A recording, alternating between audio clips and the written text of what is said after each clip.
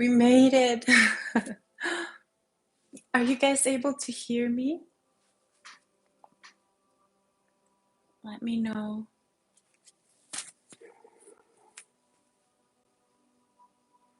hope everyone is doing well. I'm so happy that you could join. Let me just adjust this here a little bit. There we go.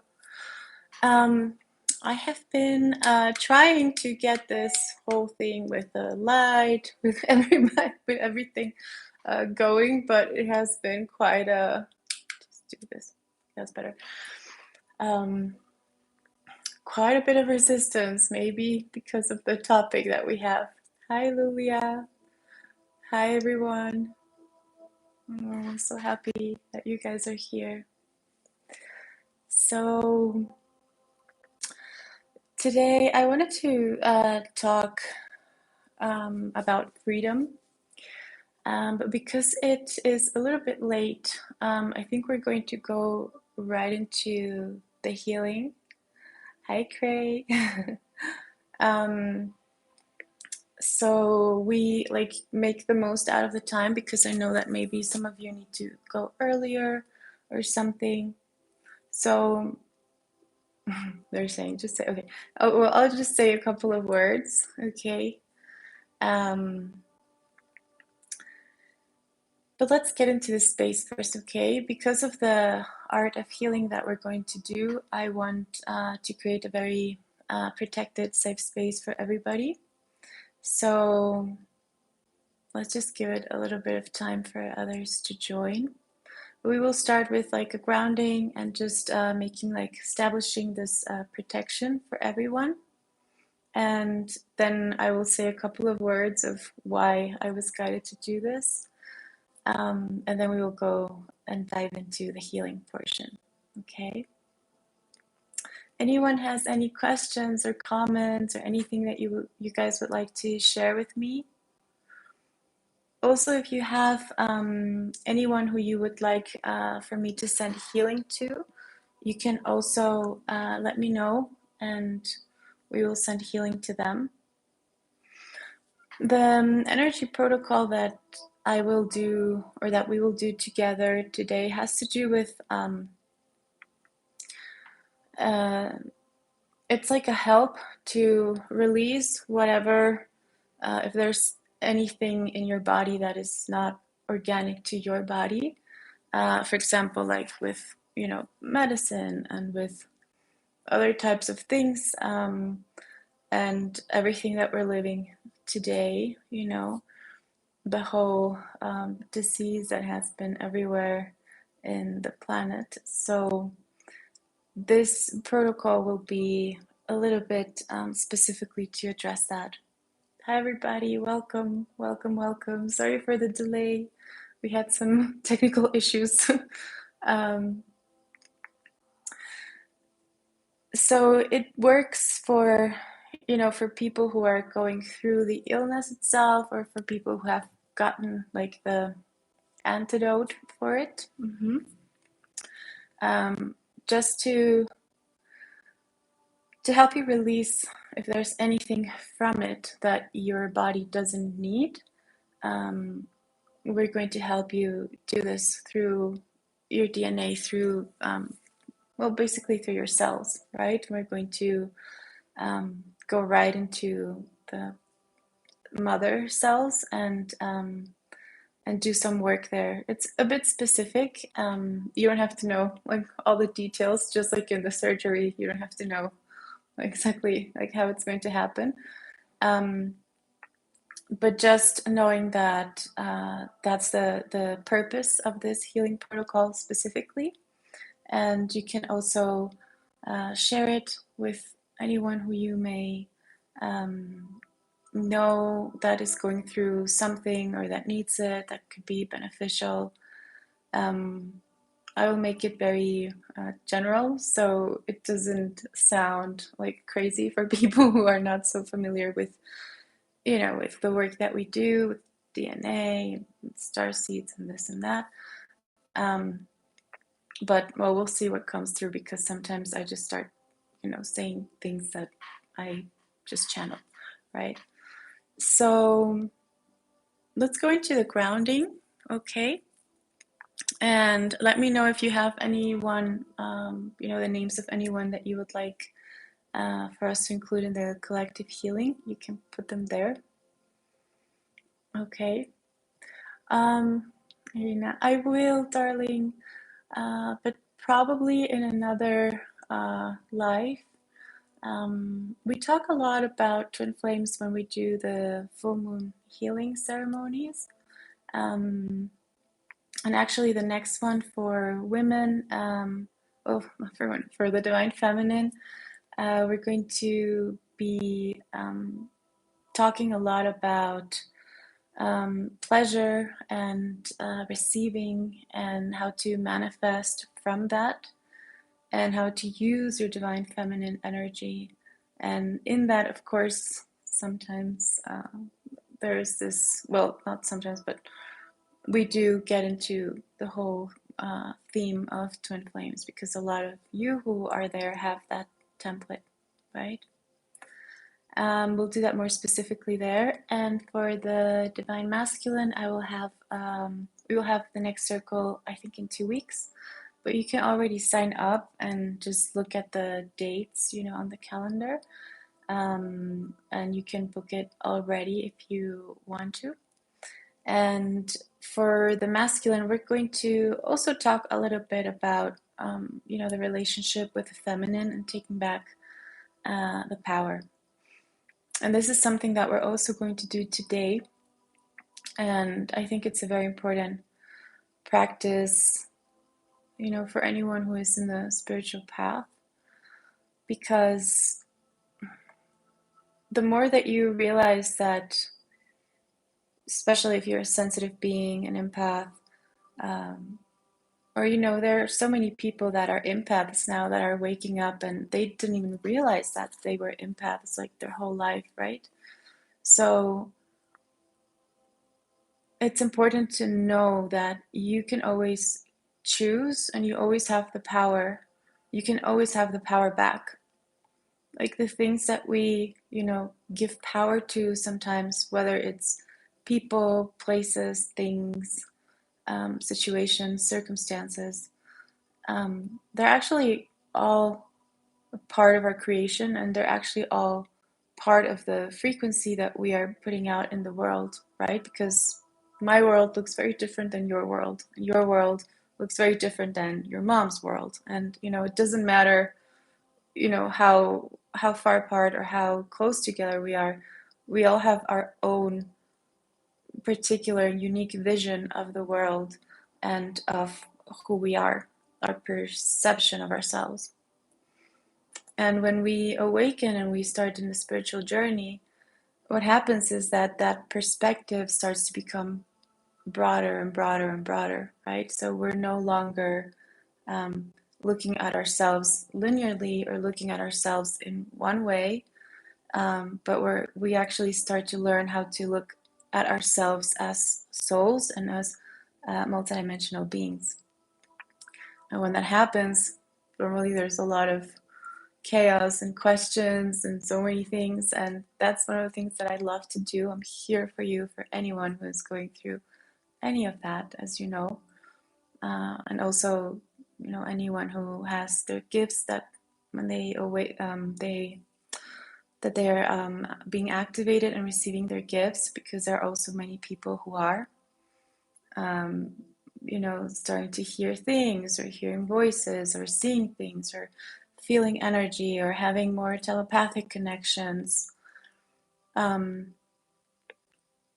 know that many people come to me and they think, it's just because of the connection with a certain person that these things are happening, but they're actually happening everywhere, all around, and they will continue to happen as the frequency, the vibration of the planet is going up, is becoming higher. Hi, my dear bee. Hi. And so are we. So the more we, we do our work, or the more we are in a receptive mode, because many times people who awaken randomly, it's just because, well, first of all, it was their soul, was their soul contract. That was their time to awaken. It can be through an encounter with someone, through a book, through, a bigger thing like an accident or the loss of a lost one, or things that are like, that we usually call life-changing. But it can also just be that, that person is in alignment to the change that is happening, that the vibration of that person is in that state where it just, that person just receives. And especially the people who have a great connection to God, that nurture that connection to God, to creator, divine, the universe, however you call it, but the ones who nurture that through, meditation, prayer, or other things, those are the ones who usually receive these awakenings also. It may be like a mom or a lady and that goes to church every day but has such a deep connection to God and is in such a place of surrender and service that her gifts awaken. And it's not because she's a chosen one and she's special, but it's more because she is being a vessel, and she's ready to be a vessel for that light of God to flow through her, and she's in service. So that's why I always emphasize service when we are wanting to actually awaken more parts of us and become more clairvoyant or clairsentient, or more intuitive, and see what people like to see, like see auras or hear things, and all of that. It's really great, and it has a beautiful side, and it's very useful, but it also has a responsibility, right? It also comes with a power, with a given power, and that power is not given unless the person is ready and the person is going to use it for the greater good, especially in this frequency, in this vibration that we're at now. Of course, we also have the opposite, where people use that like spiritual experience, power, and their gifts and everything that comes, they can use it for their own benefit. But the consequences of that are so strong, so crazy that, it's, I think it's one of the things that generates like most karma, or that I have seen, that it's like, wow, like if you do that, even just in a small way, it backlashes, because these powers, these gifts, these abilities, all of that, they are, what I have seen is that they usually come to people who are ready to put them in service of others. People who are like, I just, I want this gift so I can read my boyfriend's energy or this person's energy or whatever. Like, there's also an etiquette, let's say, in energy, and there's also an integrity, and there's also rules. So if there's a very important part of the whole thing, that's why we study that. That's why we practice. That's why we develop. That's why there are spiritual teachings. That's why there are spiritual teachers who have gone through that path, and they know, okay, here's what you want to do. This is what you don't want to do, because it's probably going to backfire, or backlash. Hi, Diva. Welcome. And thank God today, like, there are more and more platforms and places where you can actually train and develop your gifts. But like I always say to everybody, always be discerning of who you choose as a teacher, and make sure that that teacher doesn't limit you, in any way. I love you too, dear. because, you know, even in spirituality, there are, and even in spiritual teachers that are very high up, I've said this many times, you'd be surprised. You know, the fact that people have a big crowd following them, that they have, you know, this amount of success or whatever, like certain amount of success, it doesn't always mean that they are in integrity or that they are, you know, personally, you know, integrated. There are still many gaps also within, you know, the light, within the spiritual community, people who say that they're spiritual and then they act completely different, you know, than the principles, you know, of someone who practices like or has spiritual practice and is deeply connected to God.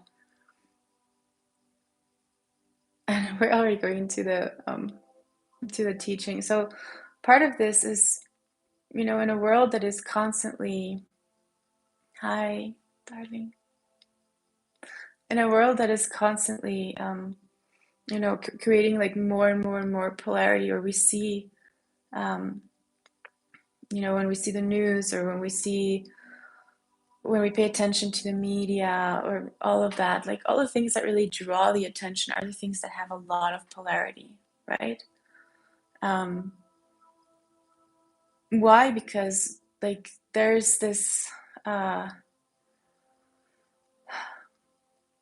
it's like the a person who is not spiritually developed yet will tend to relate much more to these types of circumstances of drama and trauma and pain and, you know, things going south and all of that than, you know, to a, a show or program where everything is just peaceful, right? Or to a spiritual talk from a spiritual teacher that is like me, just like speaking, you know, about these things. Like everything, you know, the level of development of our soul is what actually, you know, pulls us into these different realms, into these different things. Sometimes, you know, we pretend that we like certain things because we want to fit in, you know, when we are younger. And but like I have seen that all souls, and especially like everyone who's here in the channel, everyone who has had, it's like you always had this knowing that you were a bit different, right? That you didn't really fit in so well, that you had to pretend. There are people in the world who don't have to pretend. There are people who, you know, they enjoyed that sort of life, or they really enjoy having one view and one view only. But what happens with spirituality is that when you don't identify yourself so much as a person, as the name, you know, as who you think you are and who people told you that you are, when we're still in that stage, like there is this, and we start to, you know, do spiritual practice, there's this like crack, there's this opening, and it's like, wow, I am not just me, I'm not just a body, I'm not just, you know, going to be here a couple of years and then die and that's the end, and I'm not just here to work, and I'm not just here to, you know, to do the things that people have told me to do. But it's like you start to realize your true purpose, and your soul starts to guide you. And that's why there's sometimes a lot of suffering, like we have said in previous times. Like for some people it's like amazing, for some people there's a lot of suffering, for some people it's a combination of both. For me it was a combination of both. When I had like my sort of like what I call my second awakening or something, when I was like 17, that everything came back in that moment when I did this meditation. And it was the most beautiful thing. I felt like I was home. I had come home for the first time since I was little, you know. I felt like I was within me. But at the same time, that just like completely invalidated or completely, it didn't invalidate it, but it felt like it did. Like it invalidated my whole life up until that point, you know, and it actually connected to my childhood where the presence of God and the soul and everything was so aware. Like I was so aware, like we all are, right? We usually close ourselves or block ourselves from seeing, from feeling our abilities and all that, because we're afraid, or because people don't believe us, or because nobody explains us what we are seeing. Mm-hmm.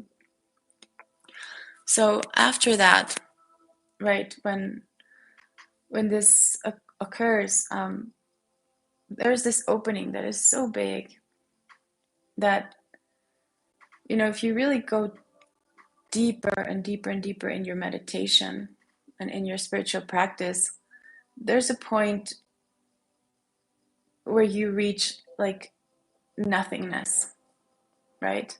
Where you basically, it's sort of like you melt with space, and then space itself becomes nothing. It's like you dissolve into nothing.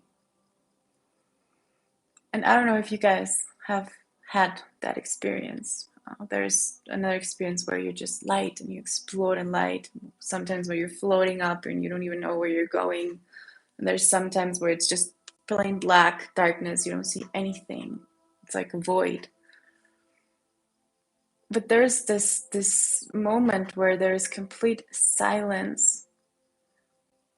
And that one, I think, is one of the scariest moments, when you just sort of like dissolve completely, like your human identity dissolves completely with divine, and then you're nothing. But then something happens that you realize that in that nothingness, you're also everything. So it's sort of like a rebirth. Mm-hmm. And, you know, it doesn't have to happen to everyone. If it hasn't happened to you, so it's fine. You know, it maybe will at one point. Maybe you will have a different kind of experience. But in a more mundane way, it's like a surrender, to saying, okay, like everything that I thought about what I knew, you know, and that's what usually all the big scientists have done, and big thinkers, philosophers. It's like recognizing that you don't know anything. And that's such a beautiful part of the awakening process, and not just in the first stages, but in all stages. If we can always go back to that basic principle, you know, because when we develop our abilities, we develop more things, we, you know, maybe we start to go even into polarity in the spiritual communities, like, you know, the whole thing of like who's good and who's bad, who's doing something good and who's doing something bad, if someone is vegetarian, if the other one is doing this and that, you know, and the whole subject also of like the darkness, you know, if someone has darkness or if someone has like light, and like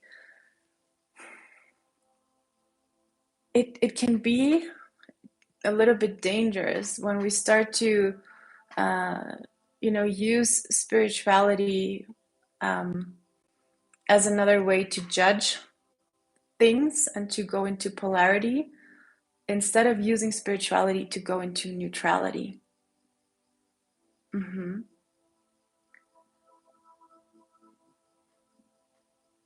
Through spirituality and through coming into neutral space, through coming into a peaceful state, and through our spiritual practice,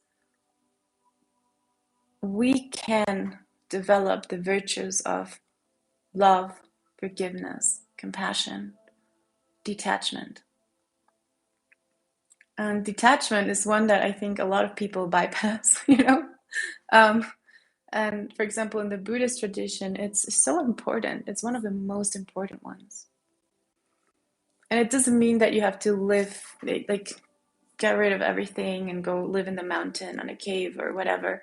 But I mean, unless your soul is telling you to do that, then go ahead, do it. But it's more like, for me, it's more about losing fear and losing layers that were put upon us through fear.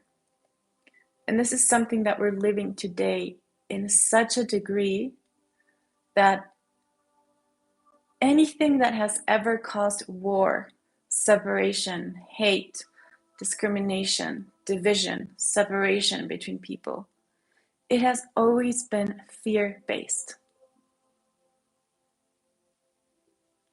Fear of not having enough, fear that, being in survival mode, fear that the other is going to steal something from me, fear that the other person is going to do something to me because they look different, because they have a different skin color, fear that I'm not going to be able to dominate, and that was a lot of the old paradigm and a lot of the, like, sort of like, they're saying like fallen masculine, basically, when we start, like the whole world and everybody and everything started using masculine dominance through that search of power and through that thirst of power and dominating over others, right? And that's what we did as humans for a very long time, just, conquering each other and having wars with people who were in different places, and in that there was so much like abuse and neglect, and especially, all of the abuse of the feminine qualities of what the feminine actually represents. And I've said this before, that a lot of why that happened was because the feminine has always had this inherent connection to protect and to nurture, to love, to preserve, and also, the, like, in more human terms, the ability to give life, to bring life. And that is something that, in that era, and especially the people who were in power and the dark masculine or whatever, like, they were trying in many different timelines, they were trying to harness the power of the feminine in order for them to have eternal life, or in order for them to have their powers, or in order for them to have their intuition. So there was this war in polarity, right? But the most important thing of this whole story that I want to bring forward is that the most powerful thing in life, in the world, it is not power. Like, power by itself, it's like it doesn't exist. There's something that gives you power, right? There's something that makes you have power. And the most powerful thing that we have in this world is love. It is the vibration of love. It is the connection to love. And, it is the connection to the creator, to the divine, which ultimately, if we see it from a broader perspective, is love in action, right? It's this benevolent energy. I know that sometimes it's hard to believe that there's this benevolent energy everywhere, but we're seeing in the 3D, like, all this chaos and drama and people suffering and all of that.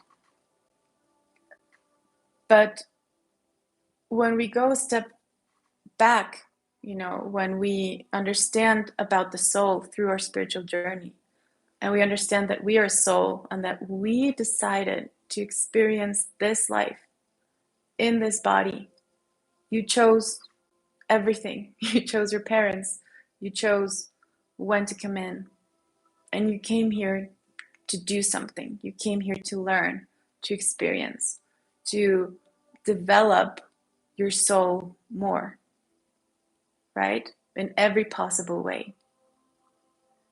And they say it a lot, and sometimes, in talks and things like that, like the brave ones are the ones who are here on earth right now. Mm-hmm. And the reason for that is because it is a place where such contrast exists.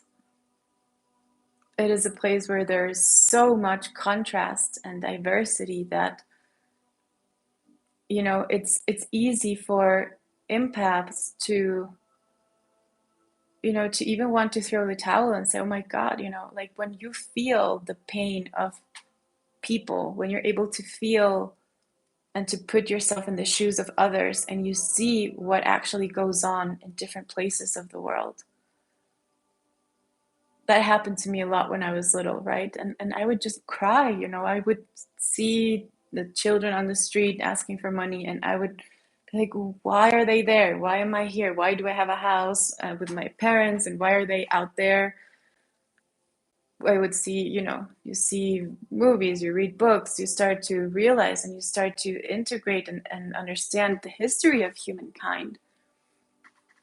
And it's really a history of complete polarity. And most of the histories of all countries are histories of war. And still, when we see it from a broader perspective, everything is just the way it should be. Every single soul, like even the soul of the stray dog that is there, it has a purpose, and it's fulfilling its purpose. Even the soul of, a child like my brother who comes here with different, with what we call disabilities, but they come in a different way, in a different functioning body and with different faculties that we usually, see as, oh my God, and they're sick and poor, this and that, But when we see them as a soul and when we relate to them as a soul, they're actually pretty happy to be there, and to do what they were meant to do. They're fulfilling their soul's plan. And this is something that is one of the things that I think are very hard to grasp for the human mind, especially when we identify with pain, when we hold a lot of pain within. Everything that we see that reflects back that pain, if we are not able to go and see it from a higher perspective, it will affect us deeply. Mm-hmm. But there's also a reason that these things affect us. Mm-hmm. So it depends on where you are and what perspective you're having. That everything that we see, even the negative things, even the polarity, even like really bad things that may happen to us, that we may experience, that may be in the planet, that may be in, in our awareness. Even that has a reason to be there, and maybe it's even to inspire your soul to do what it came here to do. Because there are agreements between all souls. Everybody that comes into your space, into your awareness, into your life, there is a purpose for them to be there. Mm-hmm. And the more we develop that perspective of the soul, it's not that we become, unhuman and you don't feel anything for people. Of course you do. But there's a given strength and relief that starts to grow, and a trust in God, in the divine plan, in that everything is exactly as it should be. And then the part of the human that wants to change everything, that wants to judge everything, that wants to have an opinion about everything, that wants to like divide, like they did before, like conquer and divide, or divide and conquer, whatever. Like the part of us that wants to go into division and polarity, it starts to go a little bit lower, it starts to decrease, and the more we continue on our spiritual path, we're actually connecting to oneness. When we connect to the soul, we connect to oneness. And instead of seeing the separation everywhere, the polarity everywhere, the diversity everywhere, when we truly understand the principle of oneness, that you are me and I am you, that everybody says it in la catch, it's like there are so many people that say it, but can you really embody that?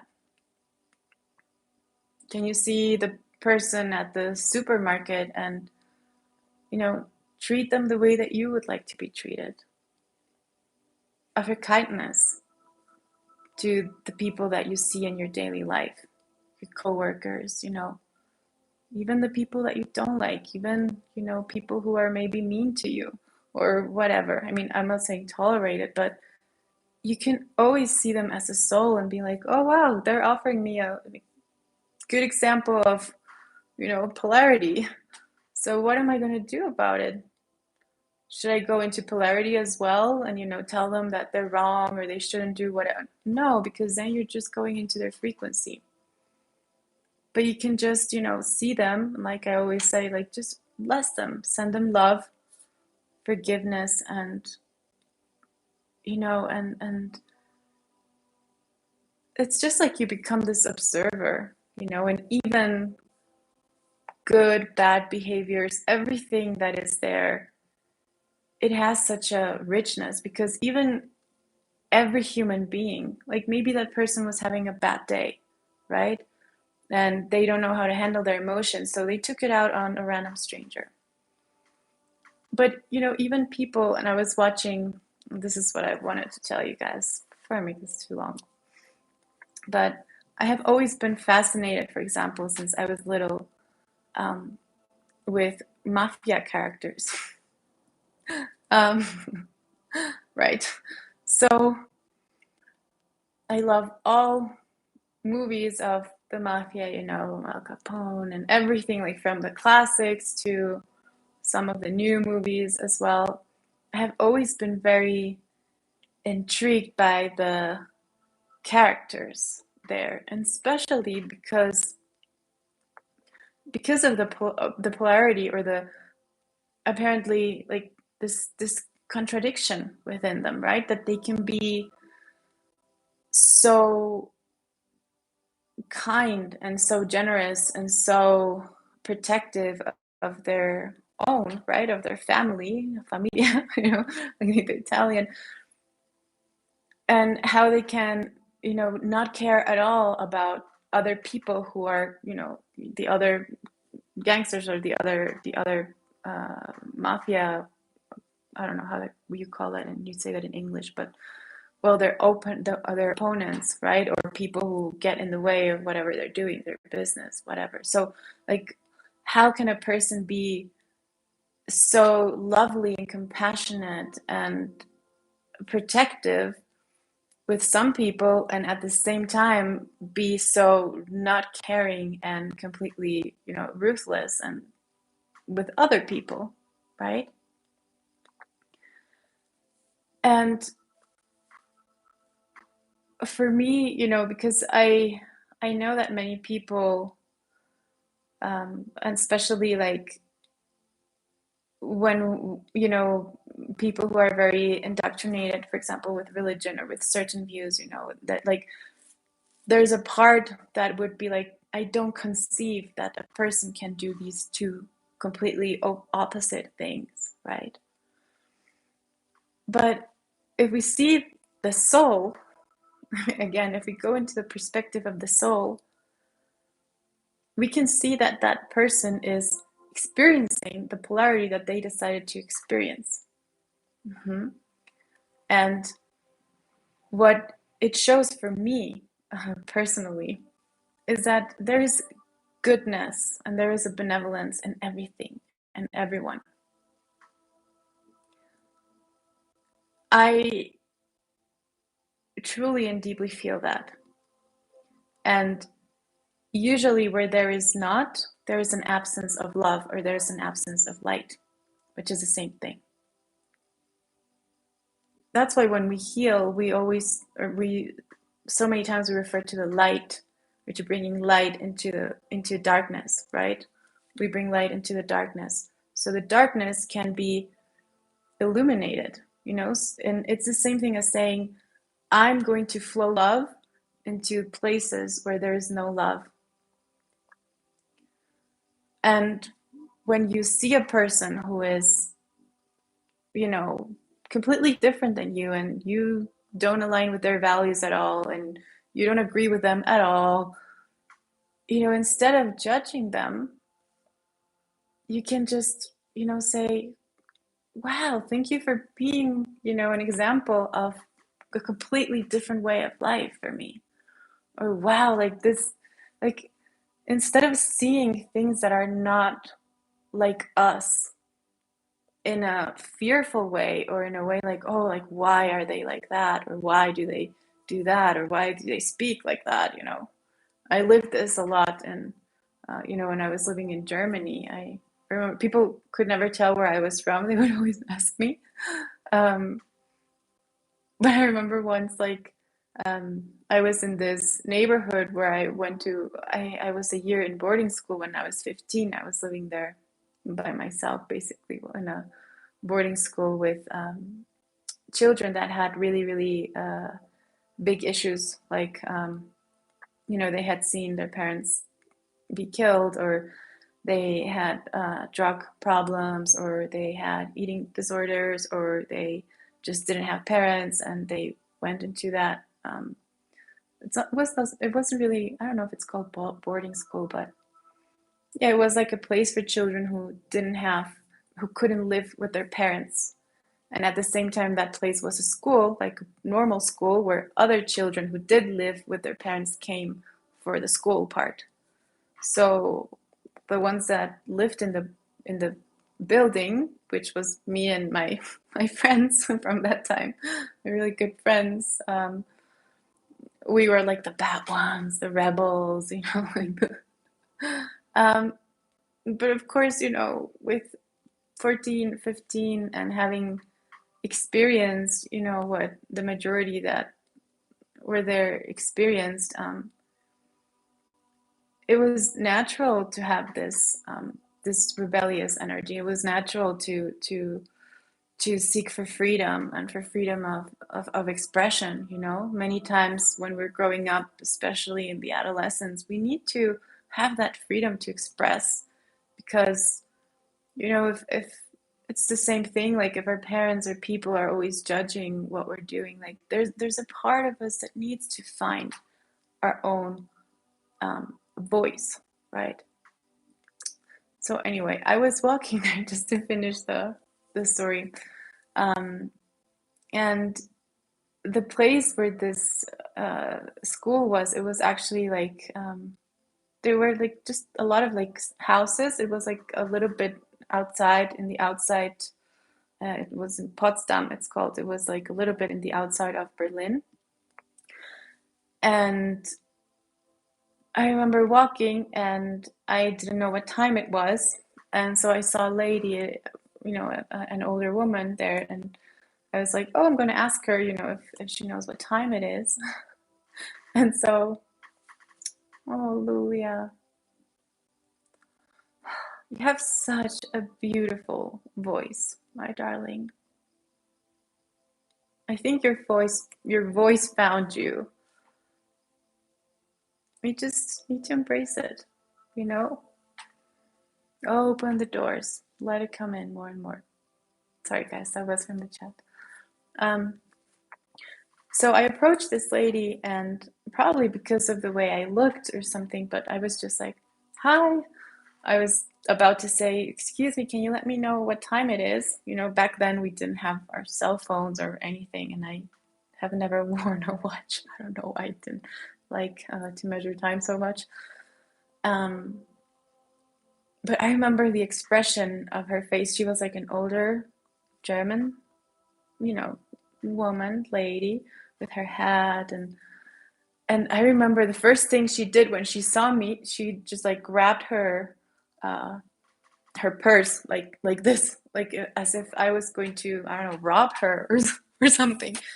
And I was like, oh, no, like, I just wanted to know what time it is. And then she heard me speak. And because I have always spoken German since I was little, um, you know, the moment that she heard my pronunciation, because it was a pronunciation, I think she was able to look past how I looked, that I looked different, right? I didn't look like most German girls, my age, that most of them were like more blonde or, like different. But the moment that she heard my voice, she was like, oh, and she was like, oh yeah, okay, it's this time. And I was like, oh, thank you very much. And then, I kept walking. I had a lot of experiences. I mean, was a very like mellow experience in comparison to many other experiences that I had, um, because of that, because of, but for me, it was like, in that moment, I wasn't like, like saying, oh, like this woman shouldn't be judging me, or thinking that I'm going to rob her or something or whatever. Coming from Mexico, where that can happen like in any corner. Like I'm pretty used to danger and all of that, and having that feeling of like you don't know who to trust or whatever.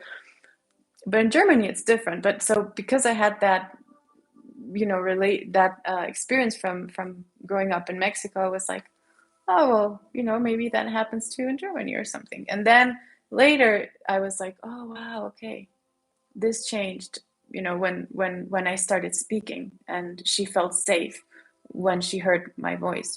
Maybe if I hadn't spoken in German, she would like freak out or something, right? But so in what I'm trying to get here is that even like those little things, I'm pretty sure every one of you has ever experienced this on whatever side, um, but as healers and as light workers, when we see that, it's like, when I saw that with this woman, I was like, I understand, it's okay. Like I don't take it personally. Like really, when the more you go into the soul awareness, nothing is personal.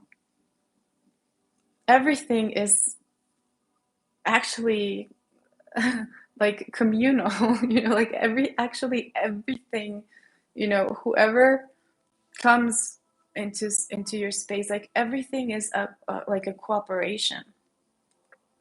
Even though we do have polarity, we do have adversity. I grew up seeing a lot of very difficult situations for people, like seeing contrasts that were so like just opposite worlds, right? Like from seeing people who didn't have absolutely anything and nothing to eat, and not even knowing what they're going to give their children that day. Their children just, playing in the dust and the mud and with things in their hair and everything, to seeing people, for example, in Germany with, in their houses with their children, and these, like, there's so much contrast. But if we use it to judge and to separate, the only thing that we separate is ourselves. And as healers and light workers, it doesn't matter how spiritual other people say they are, or how they present themselves. You're able to see beyond that. You're able to go beyond, whatever the thing, whatever the makeup is, the religion, the country, their thoughts. Like I see so many people, and I have seen so many people, and talked to so many people on one-on-one basis, since I started healing. I have heard all stories that you can imagine, all types of stories, all types of pain, all types of diseases, all types of suffering, and all types of joy, and and pain and pleasure and everything that you can imagine. And for me, that's like the richness of life, you know. That's like the miracle of life, like unfolding in all these different ways, and that we get to interact with one another, and that we get to see, you know, and to feel the perspective of the other one. And that is something that it's enriching us, you know.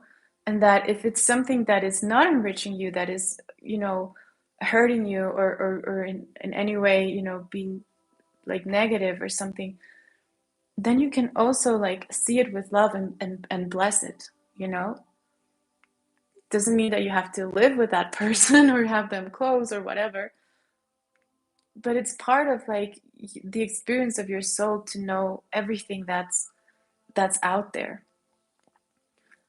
And in my experience, you know, even talking with people who the majority of their family didn't talk to them, they had lost, you know, everything, everyone, and they were still angels inside. Like there's still a part of them that is an angel. Maybe there's still a part of them that is in complete, you know, shadow and holding so many things. But who isn't? And us as healers, if you can point me to one healer who hasn't suffered in their life, you know, let me know. Just let me know.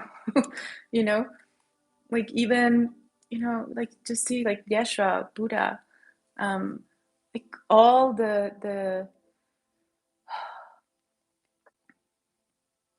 all of the big, you know, and even other figures, you know, who even scientists, philosophers, artists, you know, so many of them suffered so much.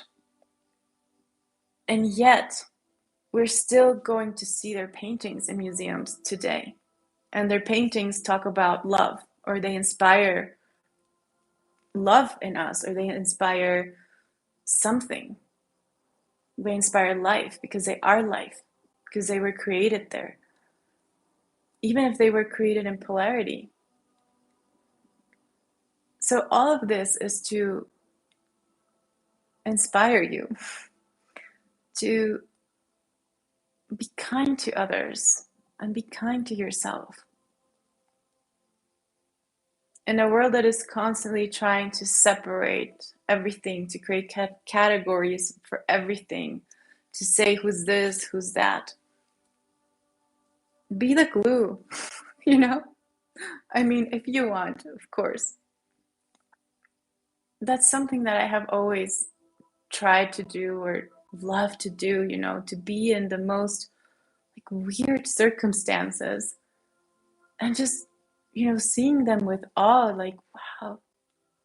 I remember once I was, you know, like, like I was younger, I think younger, but I remember once I was in Berlin with these, you know, this group of Russian homeless men, you know, who had nothing to eat and nothing, and they were hanging out in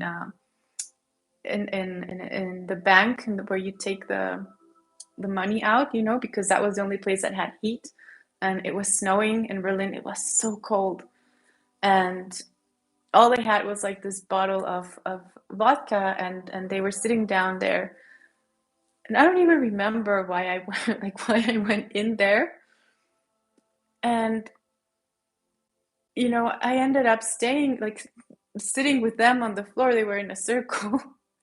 And I ended up sitting down with them and talking to them, you know, and we ended up like sharing. I learned how to say a couple of words in Russian that I don't remember anymore. And I learned how to say, I am you and you are me. And,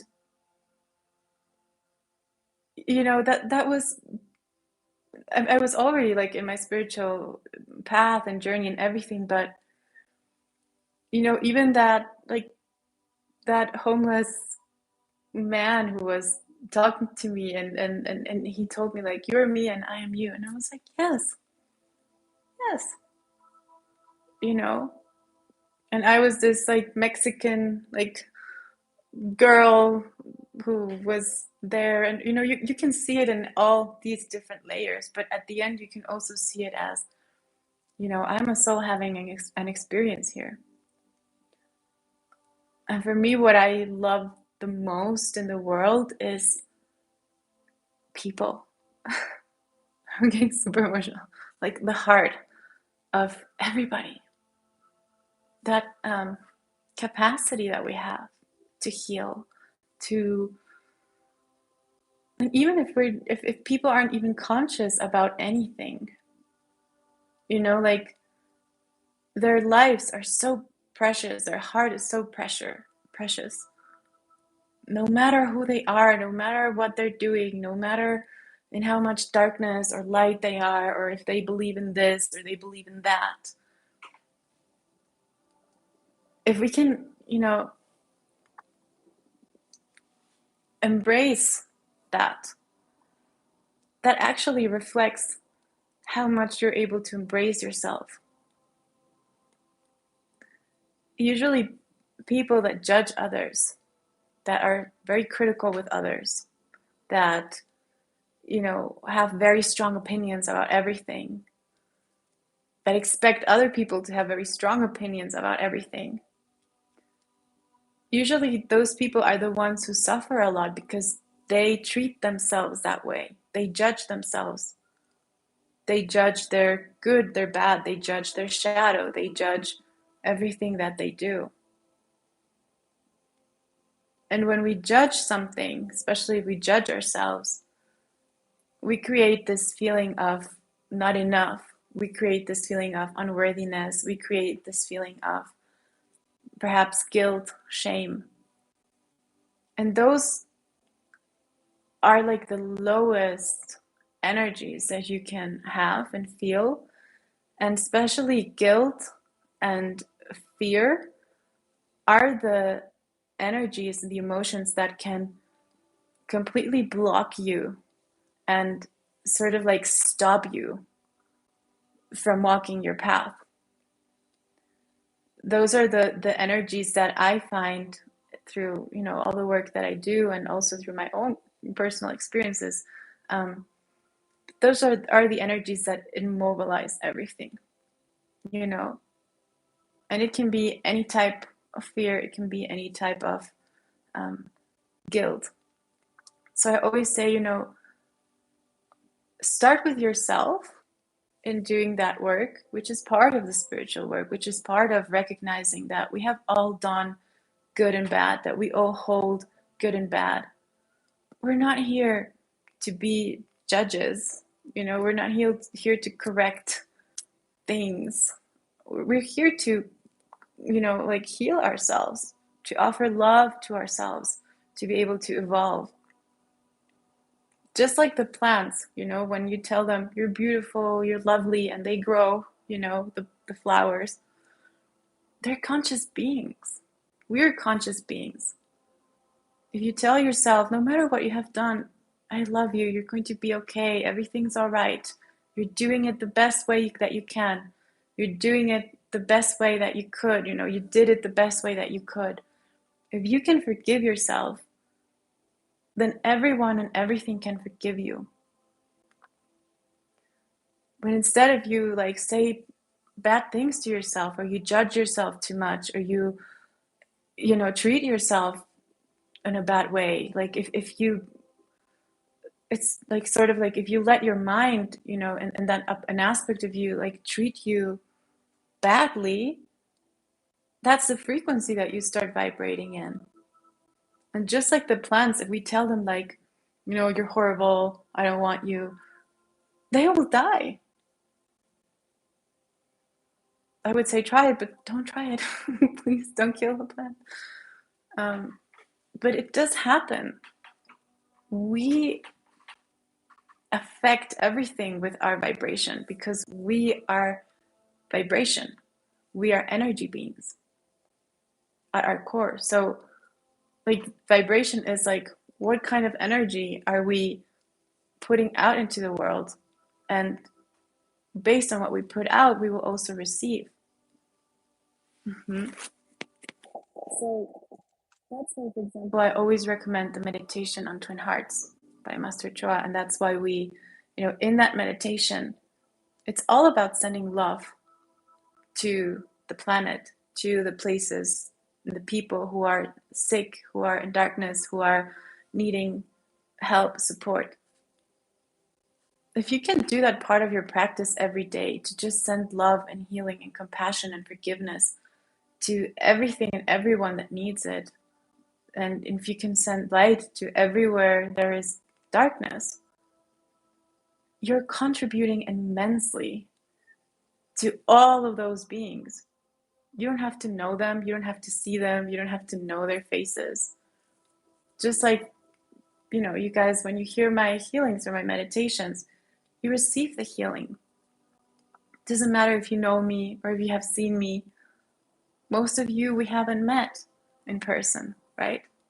But I would love to meet you guys in person one day. But meanwhile, like, there's nothing that limits us. And usually that part of us that wants to go into judgment, it's okay to see and to embrace and to see, oh wow, like this is, and of course to have your own opinion about everything, and to have, to develop, what are my values. That's a very important part, I think, of developing all of our qualities as human beings, not just as spiritual beings, but as human beings, right? It goes hand in hand. It's not separated. Like, it doesn't matter if you're meditating 4 hours in a day and then you go out on the street and you're like a jerk, to people. Like, that's not embodied spirituality, right? Or you just start screaming at everybody. I mean, perhaps in the beginning it may happen and it's okay, but you continue to work towards, modulating and understanding the emotions, and understanding that there are healthy ways to express emotion and there are unhealthy ways. There are ways that you don't have to involve other people who have nothing to do with them, So you become more conscious and more aware of what you're doing, how you're doing it, why you're doing it. And if you don't like it, you can change it.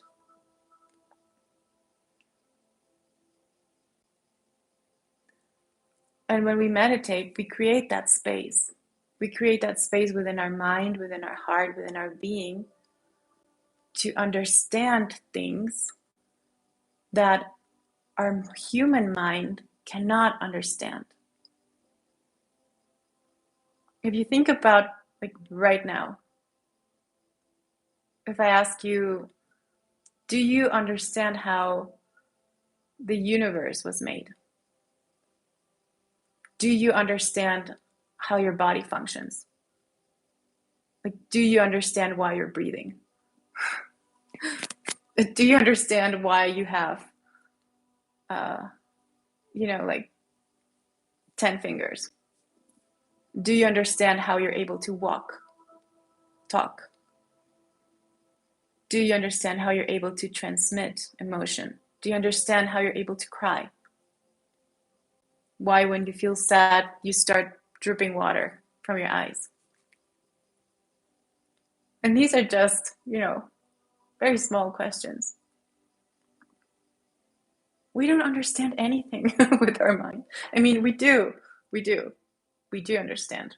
We do need our mind, to be able to discern and to be able to decipher things and to be able to put things into place. But there's a limitation to the mind where there's no limitation for the heart or the soul. And when I say the heart, I speak not about, just the emotions, but about it's kind of like referring to the high heart, or to the soul, to the part of you that just knows things, that, just understands that, yes, we had past lifetimes. Yes, like, even if I die, I will be reborn again. Yes, you know, like if you think about it rationally, for the brain, none of that makes sense. None of what I do makes sense. For example, like how is it possible to heal someone? How is it possible to have a patient with a huge tumor and then it becoming smaller in a couple of weeks? Or, you know, someone surviving certain procedures that are so delicate just because of the just because of the energy that the person is holding, or how people are, you know, how can people die and come back again, or, you know, these experiences that we're constantly having, that are magical, that are out of this world. Our mind does not have the capacity to rationalize them or to understand them. I mean, it does have the capacity to rationalize them, but it doesn't have the capacity to fully understand them. You know, the logic doesn't go that far, or it goes to until a certain point. Even with, you know, new healers in the program that I teach in Brave, right? Where there are some, I mean, some are more advanced, but some are just starting. You know, the first question is, but what am I going to do? Like, if I'm having a patient, like, what do I do? What if I forget my technique? What if I forget everything?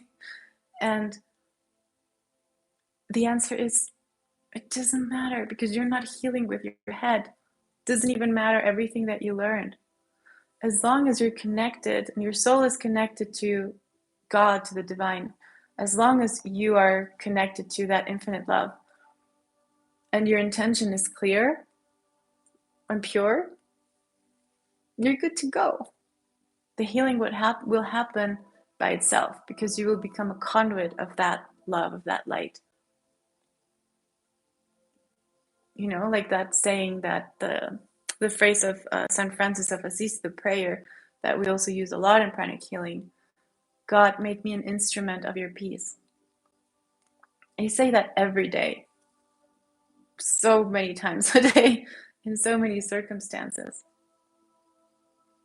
because that's like recognizing who we are as humans, but also recognizing the infinite power that we have as souls. And when we recognize the love and we understand and we have experiences where we see that love can heal, that love can literally move mountains, that love can, you know, go against all odds, that it's the most powerful force in the universe, and that we're able to channel that force, there's nothing that you can't do. There's no one that you can't forgive, even if they hurt you, even if they broke your heart, even if they did whatever. But there's this infinite capacity within us when we start to see ourselves as unlimited. The more we limit ourselves, the more we limit the world, the expression of the world that is reflected towards us. The more we love, the more we appreciate, the more we are like in an openness. You know, when you see the spiritual teachers, I don't know if you have seen them, like, you know, the more advanced, like the in satsang or whatever, when someone is speaking and, you know, people are just receiving, you know, there's this energy that is created, and there's this energy of love. And the students end up feeling this love for the teacher, because the teacher is holding and being a channel of love. And that love reaches each and every one.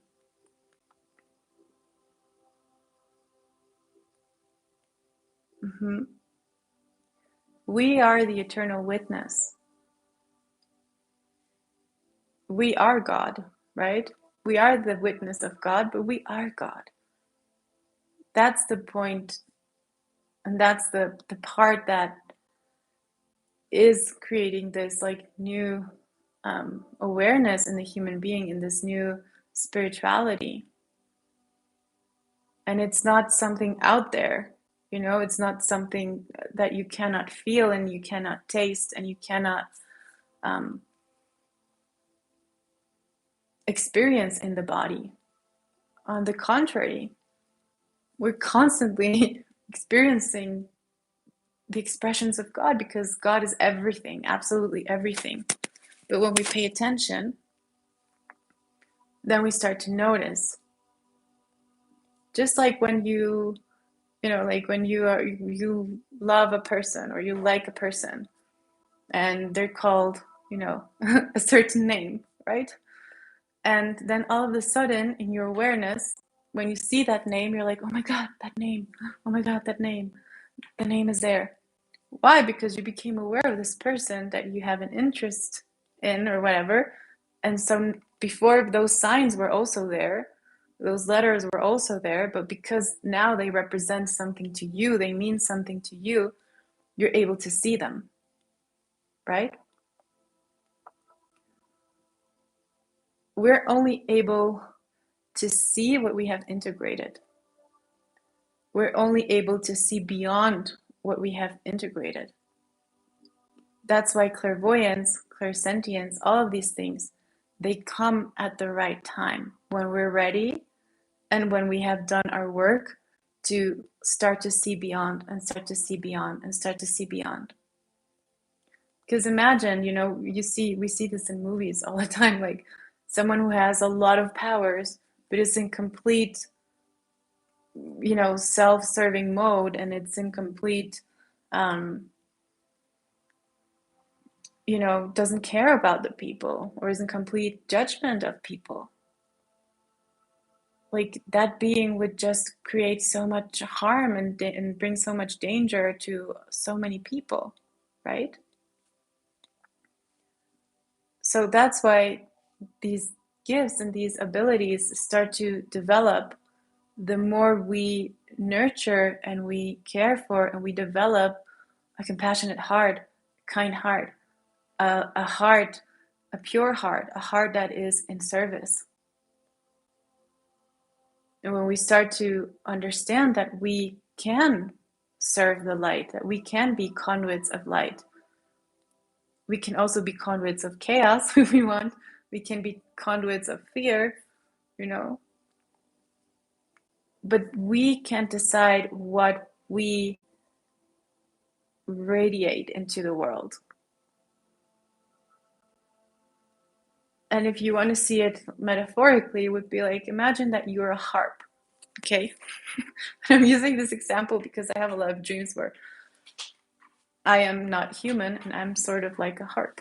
I'm just like a tone, right? Somebody asked me, I think in Instagram also, like, if your soul had a name, what would it be? Or something like that. And I thought two things. I thought probably like, you know, like the vibration that the hummingbirds create, or the sounds of a harp. And the reason that I relate this to, you know, these higher frequencies is because these vibrations are actually very, very, very high. When we leave the body, we our vibration goes so high that we become, it's like as if we were just a frequency or a melody or like a beautiful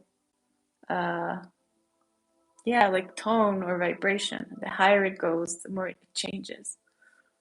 But anyway, so imagine that in your body, like you have all these strings, right, of energy, like a harp has all these strings.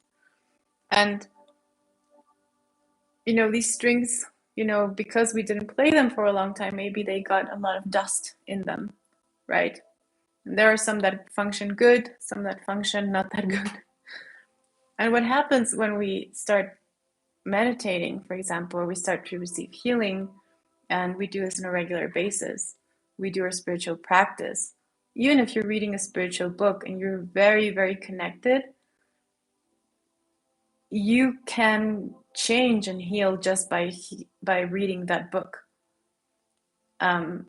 or hearing a piece of music, or, depending what resonates with you, with your frequency, and what resonates in a healing way to you. Most of you who are here, you're here because you resonated with my energy, with the frequency that I am bringing out, that I am putting out into the world. If you wouldn't have been a match to that frequency, you wouldn't be here. So these strings, the more that we do our spiritual practice, it's like they start to become clean, and then we start to play them, and then they make, wow, this is a beautiful sound. Oh wow, I didn't know that behind all this pain and suffering and everything, I can clean that, and I can actually create a beautiful vibration. And maybe that vibration, that specific tone, attracts people to me who went through the same thing that I went through, and I can help them to overcome that. That's what happens a lot with healers. We attract, most of our patients, they have something somewhere, somehow, the same thing that we were able to heal in the past, which is pretty amazing, right? But at the same time, if we see it as frequency, it's very natural. So in this whole thing that is happening in the world, it's very important how you hold yourself. What frequency are you vibrating in? What are you putting out there? And even also your thoughts of the world, of everything. And you can still have your thoughts, if you want to have your thoughts about whatever is happening. But you can also choose to go higher, into the soul, and be like, yes, oh, well, yeah, this is happening. Let me focus on what I would like to see happen. Let me be the change, like that Michael Jackson song of the man in the mirror. That's like the essence of understanding vibration, and also like the law of attraction, and many things, the law of oneness. And so with everything, if you can create a safe space within you, if you can create a peaceful place, even if you're in the midst of a very, like, even in the midst of a war zone, or wherever you are, if you can bring that stillness within you and bring that love and fill yourself up with that, and fill yourself up every time you meditate. Every time we meditate, we receive huge amounts of spiritual energy, and that is food for our soul.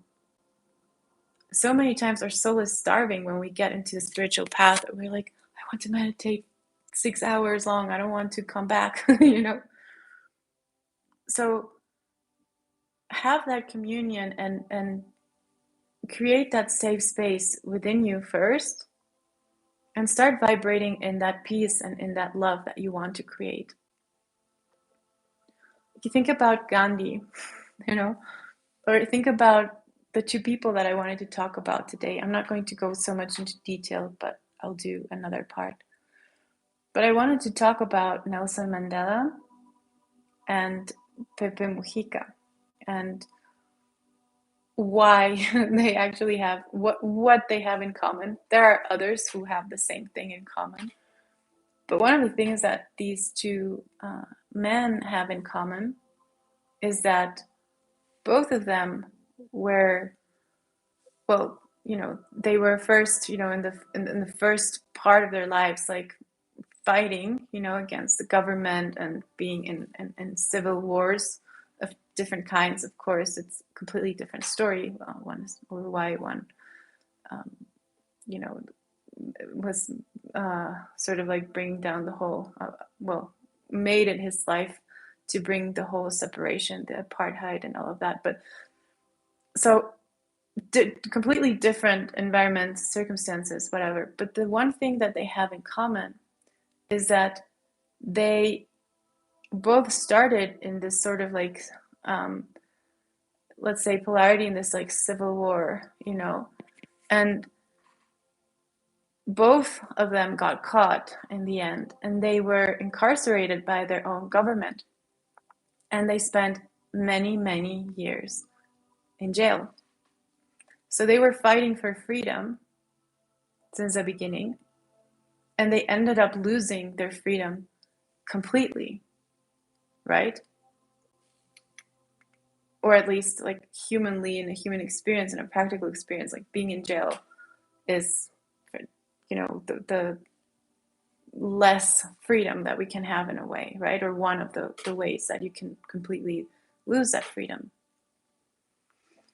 And I wanted to speak about them because many people say and think, you know, oh, like when you're doing good, when you're in the spiritual path, or when like everything is easy, or, you know, things should be easy, things should be like calm, or things should be, you know, I have many people ask me like, how are you so calm? And I'm like, yeah, I'm calm. Like I'm calm because I have, you know, developed a lot of patience and a lot of things through everything that I do.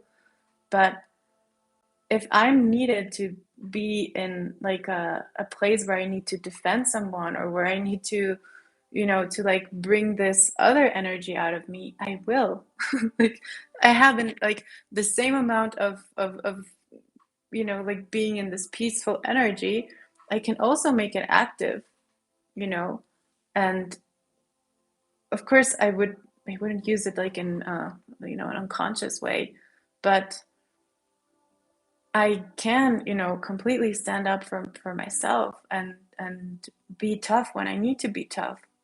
I usually don't find situations where I need to be tough, but where there are, and in my life, the times that I had to be tough, or where I was in danger, or when people that I loved and cared were in danger, I can be the toughest person ever, you know, in my dreams as well, like in the spiritual, like the things that we see sometimes, even through the unseen realms. It's no joke. And you can't be, like my teacher said, you cannot be anemic when you're spiritual. You have to be strong. The spiritual path is not for the faint of heart. I've said that many times. It's not, you know, just peace and love, meditating, and you guys know that. You know that it's facing your shadow, it's facing your demons, it's facing everything that comes up when you actually face yourself. And things do get better, right? And we do change. And we do, like, things, there are still, you know, adversity, just like we're living today. You know, there's still many things that happen, and you know, in our private lives, like family, friends, everything. Things don't get easier, but we have more tools to deal with them. And something that before was, you know, would have probably, you know, made you completely, you know, go nuts or whatever, you're able to handle it. Why? Because you have that, you have been building that spiritual practice. And that is also, that expands within your consciousness. So it's not like, you know, you meditate one day and everything is okay. And we're not meditating for our lives to have less challenges. We are meditating to understand who we are and to reach higher levels of consciousness and awareness. And when we do that, even though life has a lot of challenges and a lot of things, and you can see it as challenges or adventures or however you want to see it, but we're able to see them from that human perspective, but also from the higher perspective, and we're able to even enjoy them, or if not enjoy them, just to like learn from them. and transform them and use it, just like an artist would, you know. We can make something beautiful, you know, out of pain. We are able to transmute that. And that's a lot like of what healing is. It's just using the part of you that was in this lower vibration, or that was, you know, this pain or this hurt, and filling it with love and allowing that to transform and to integrate. And that pain, that hurt, it ends up becoming like your superpower many times. But we have to see it through. We have to walk the path, you know. If we drop it, you know, we can always come back. We will always come back to it. But I know that many people are in those phases, you know, where it's like, but I'm doing so much healing, and why isn't this happening? And it's not so much about the healing, but it's about who are you and what are your chords? Like, what is your vibration, right? What are you projecting? How are you seeing the world? How are you seeing yourself? And sometimes it's just about starting to see yourself with more love and giving yourself the love and the freedom to be, to just be. Like when we meditate, we're just being. That's when you really feel who you are.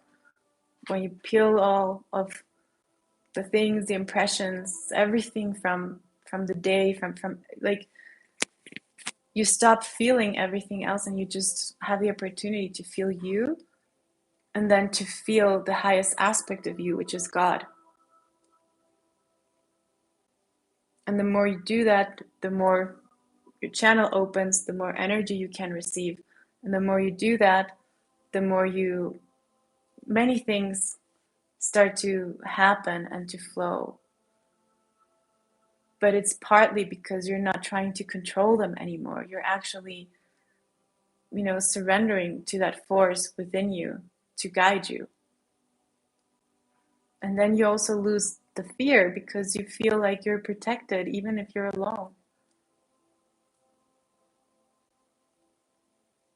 Okay, so anyways, I wasn't going to speak a lot. And look at me. Oh, and just to close the part of, you know, Nelson and Mujica, but I will talk more about them more in depth. But they ended up freeing, you know, their countries, and both ended up being president of their countries after being incarcerated by the government, after losing their freedom for so many years. And they ended up freeing thousands and thousands of people in their country. They ended up, you know, changing the rules. And why would, you know, that happen? And if we see it in a very spiritual perspective, it's like sometimes we have to go through the lack of something to understand what it means having it, right? Or sometimes we have to go through pain and suffering to understand the pain and suffering of the world. Maybe if these two hadn't been in jail and had lost all of their freedom, they wouldn't have had the understanding that they had in order to bring freedom to the people that they did. And they were also incredibly intelligent, sensitive men, you know. But there was, like, if you see any person who has ever done something for the greater good of humankind, of people, there are always parts in their lives where they have maybe lost exactly what they were wanting to bring. Or even healers, you know, there are so many healers that have died because of an illness. And I'm not smiling because it's funny, but it's just like contradictions are always everywhere. And it doesn't mean that it's bad. when you see a painting, when you see art, for example, that's why I always felt so free in art, and that's why I am a painter and, well, an artist. I do a lot of things, but that's why I was always called to art since I was little, because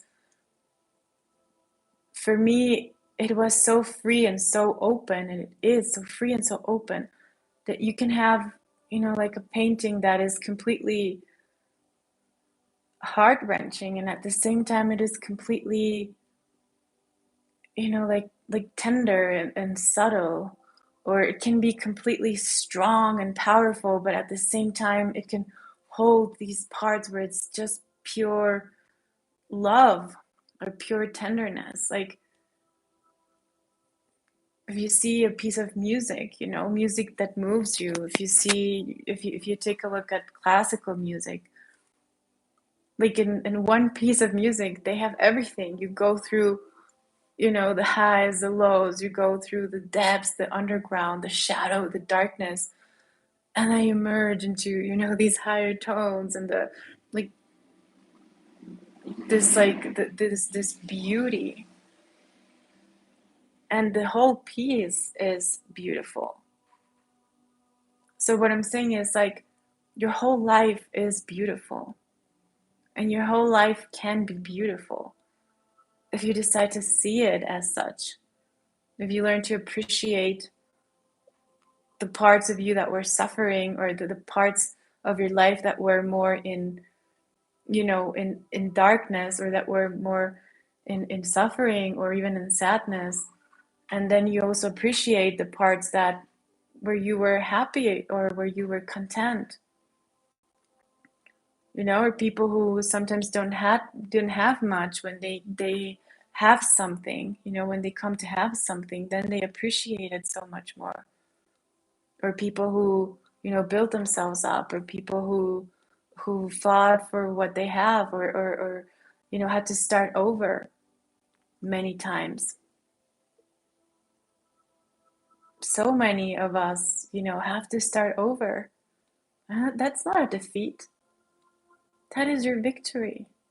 Every time you stand up again, that's your victory. And there's a purpose for that defeat. And it does make you stronger. And it does make you more resilient, and it does make you more compassionate towards others. Someone who lives in a bubble their whole life, or protected, doesn't really get to see the wonders of life. Maybe that person will not see the danger and the really bad or sad aspects of life, but that person will also not experience the joy and the miraculous things in life. And so many of those miraculous and beautiful and sublime experiences that we have, they're experienced in complete contradictory forces sometimes, through experiences that are so rich that we can't really see and say, this is the good part, this is the bad part, this is the good part, but this is the bad part.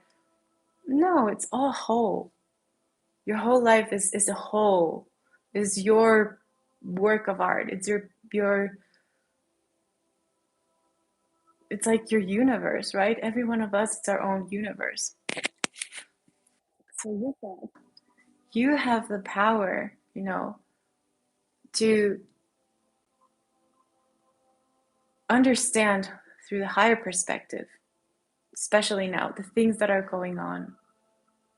You have the power to remain in a place, where you can fuel union and love and understanding and forgiveness and compassion, instead of, fueling the separation and the contradiction, and the, not the contradiction, but like the opposing of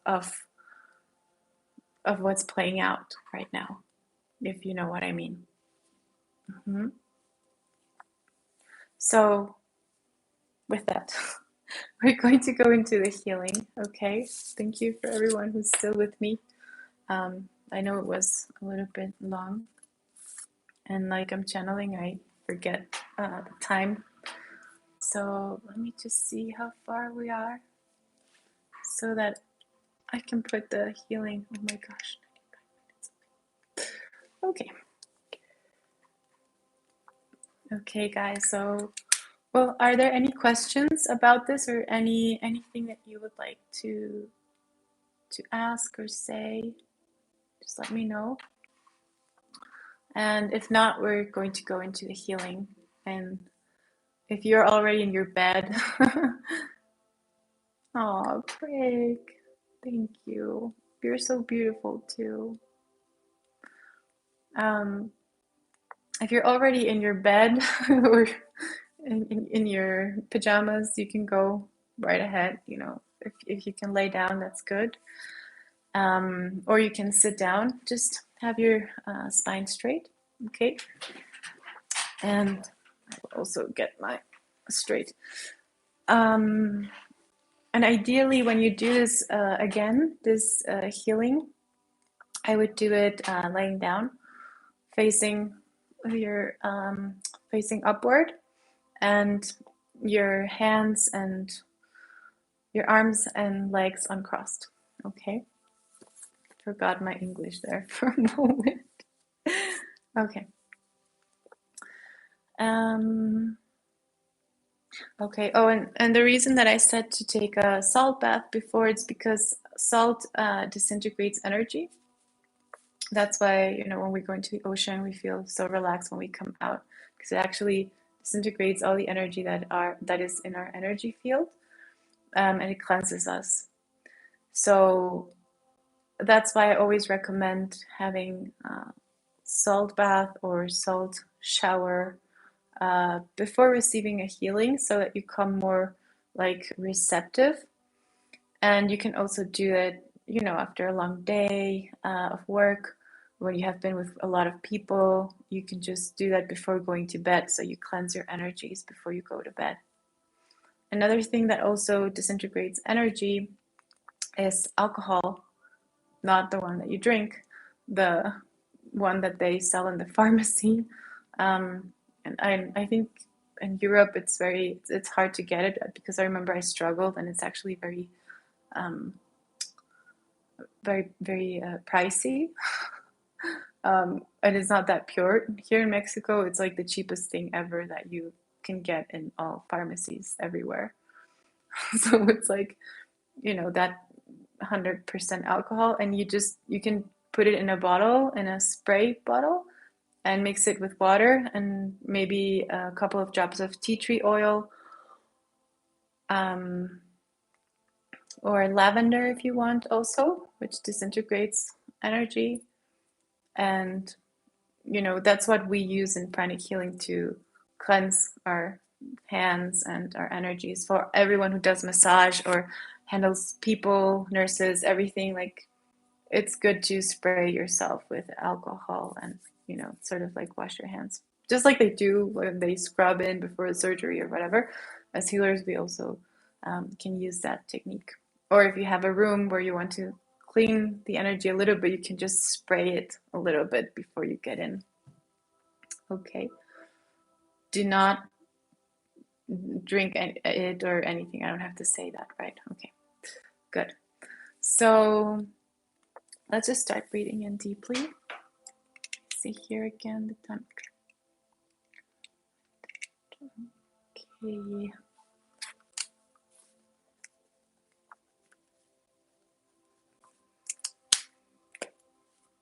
This is my alcohol. Okay. So take a deep breath in. You can close your eyes.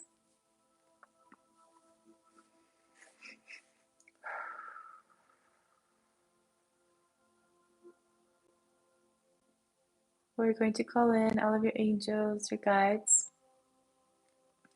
your ascended masters, all of your teachers, spiritual teams of love and light, all the guardians of your field.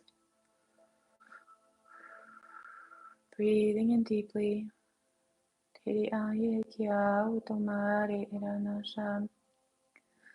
And we're going to ask for divine blessings, divine protection, divine guidance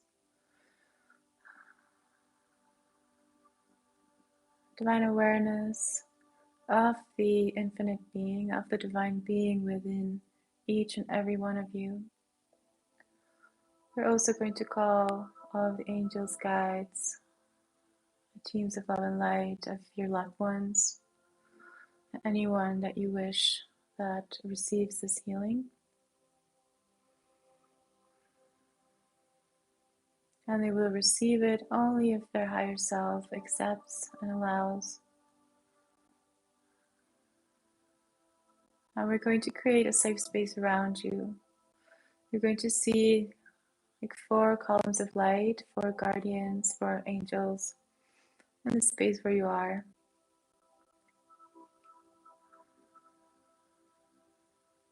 And we're going to ask that all of your space is cleansed and properly sealed.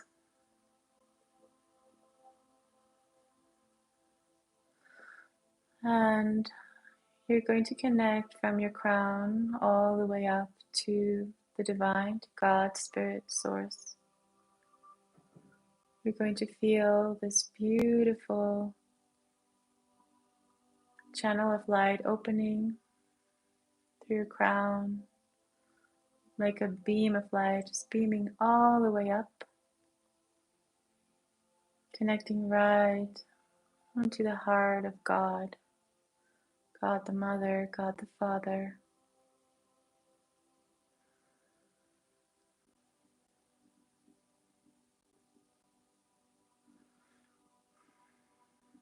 And just feel the love of God, the energy, the light of God flowing down through your spiritual cord all the way down into your crown. And notice the feeling. Looks like golden drops of light coming into the crown, starting to fill all of your body.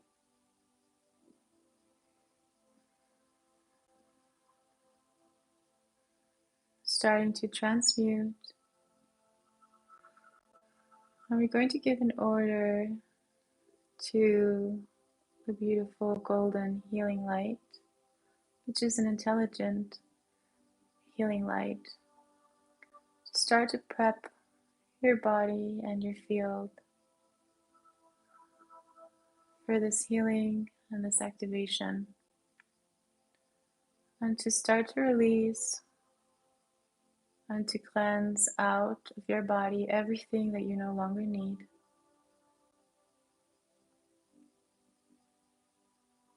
Taking another deep breath in.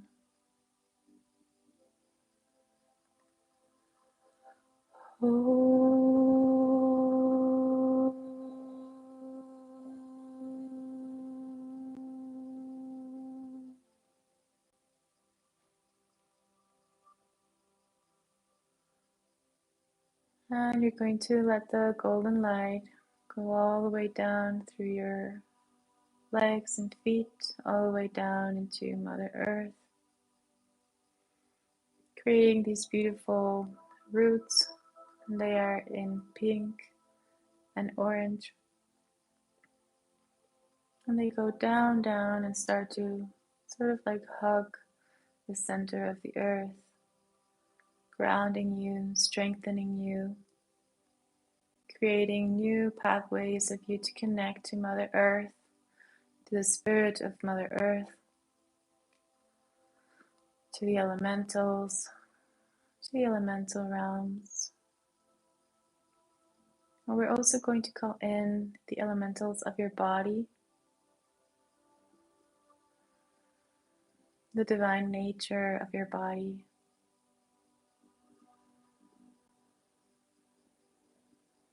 of your physical body. You can see it as a being or as a divine consciousness. You may see it as a spirit animal or a very beautiful, magical creature. Or you can see it as the sphere of energy. And we're going to ask all the high beings to protect all of this healing and each and every one who will receive this healing in the highest and purest vibrations of light, and in such a manner that everything we do here is only traceable by the light. And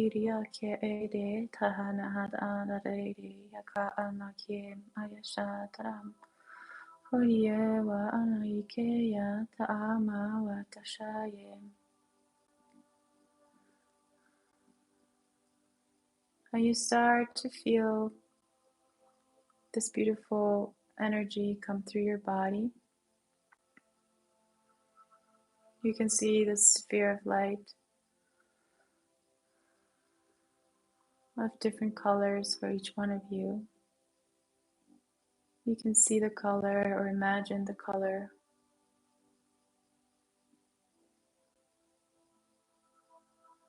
And when I say so, we're going to go up into a sacred healing chamber through the activation of your light vehicle, your Merkaba, or any other sacred geometry that you use that you prefer. You can see it as a sphere of light. And when I activate it, the sphere is going to start spinning very, very, very fast. And as it spins, it will start to rise through your spiritual channel into the highest vibration, into the sacred healing chamber.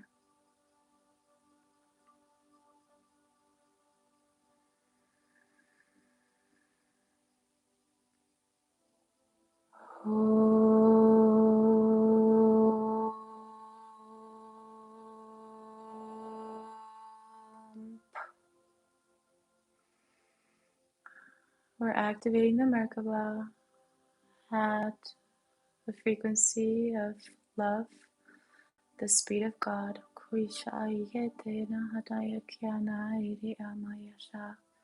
The speed, the frequency of unconditional love.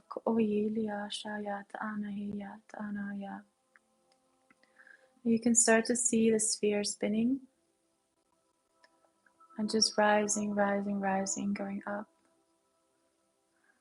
into the perfect frequency for you, to the perfect dimension for you and for your body to receive this healing.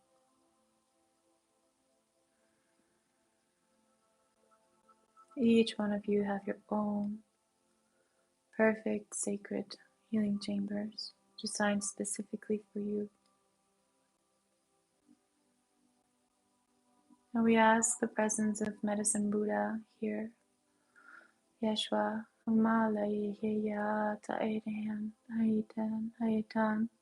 the families of light, all the spiritual healers and helpers, medical teams of love and light, your starseed family,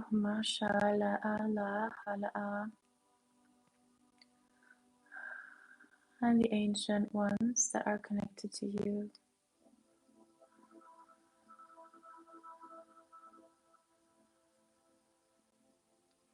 And you can see yourself lying in this beautiful, it's like a bed of plants and flowers. It's very comfortable. And we're just going to sweep through your body, your energy field, anything and all that is not organic to you, to your nature, and anything and all that is not supporting you. Any threads, any tones, any cords, anything that is not in resonance with pure unconditional love and with the purest form of light that you can hold at this time in your body, in your physical body.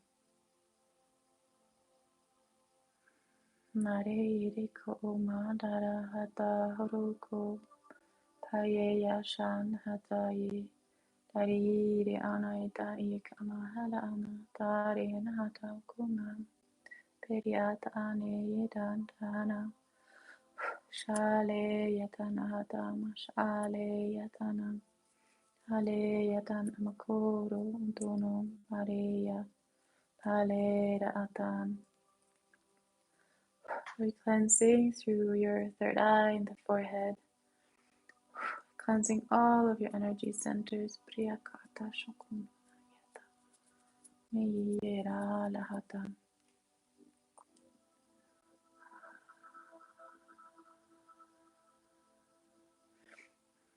And they're starting to bring these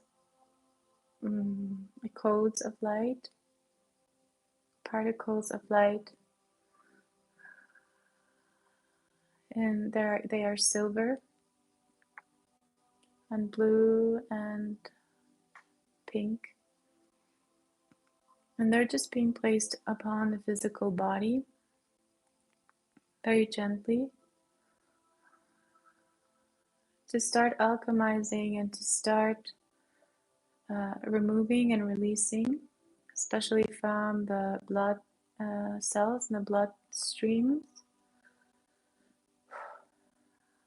and the blood vessels. All energy that is not yours, and anything and all that is not organic to you.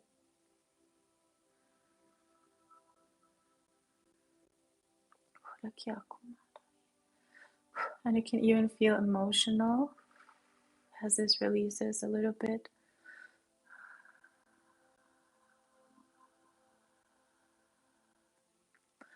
We can see like this, it's sort of like a black dust coming out of the body and going right into the ocean or right into a sacred fire transmutation. Kame. Re-cleansing through the right side of the body. Cleansing also through all organs.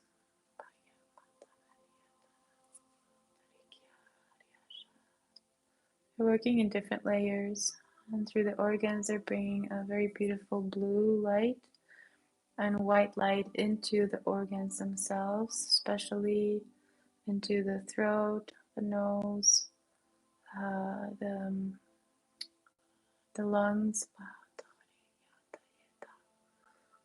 also the stomach, the liver, the spleen.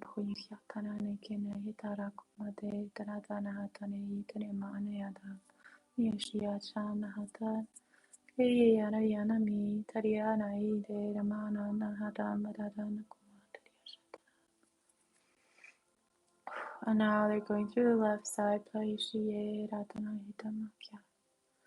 releasing again from the crown to the feet. And the left side, they bring a yellow energy with white.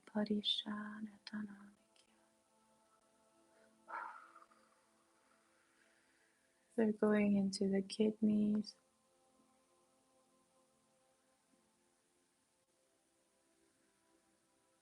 the ovaries, the womb.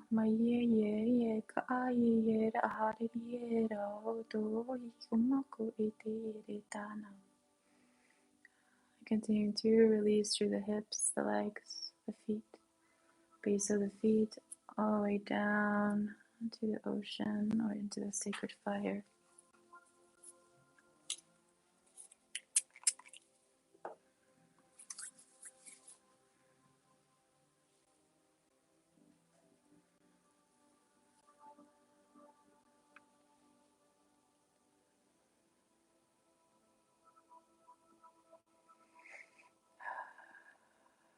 Okay, now we're starting to go into the mind, activating left and right hemisphere,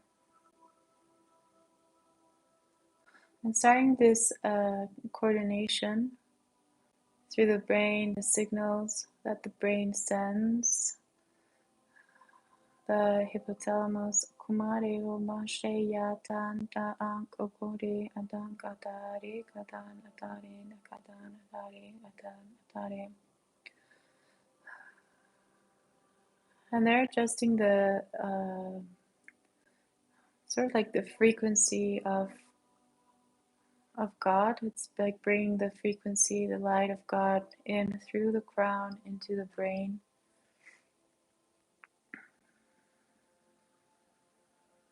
They're saying that God particle,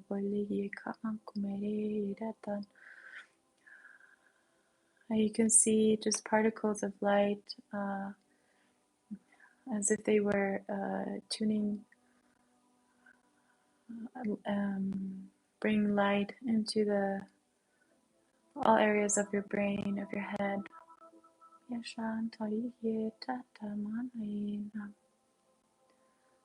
I'm starting to release and disintegrate all negative thoughts, lower frequency thoughts, form thoughts, vibrations, programs, first original thoughts, in relation to all of this, in relation to illness, going way beyond releasing all resistance to the light, and to the light to be able to go through and flow freely through all of your cells, all of your body, and releasing all of these mechanisms, all of these waves of, it's like controlling energy in all places where there was any taking or harnessing or siphoning of your life force energy. This is being released to the left and the right side of the body now.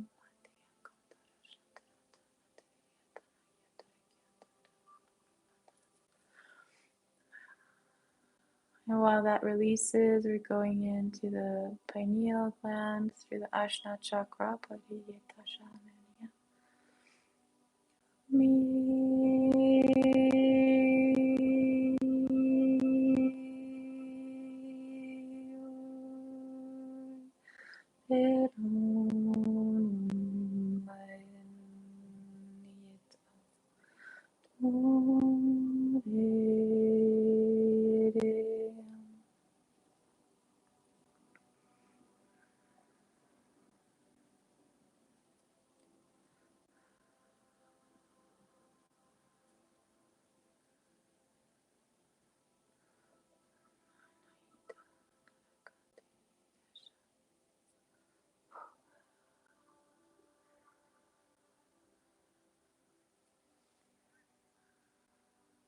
They're clearing through the throat, releasing any anchor points, any frequencies of fear.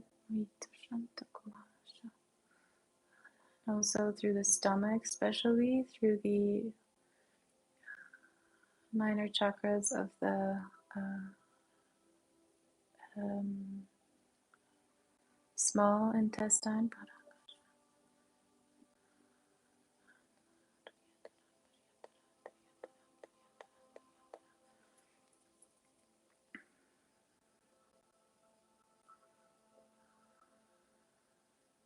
And they're just working through each coordinate of your body and field,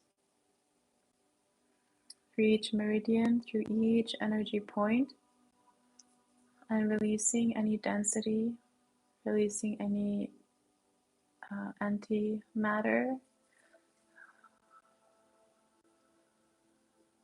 anything that is not from your original life force energy, and anything that is disseminating or that is not in alignment and synchronicity to your optimum health, wealth, well-being, abundance, freedom, unconditional love. passion, joy, awareness, consciousness.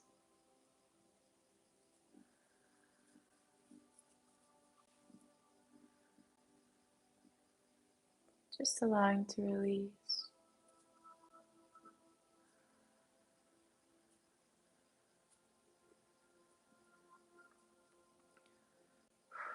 And as you release, you expand in your light. You expand to the vertical channels, and your light becomes brighter and brighter. Your capacity to hold light starts expanding as well.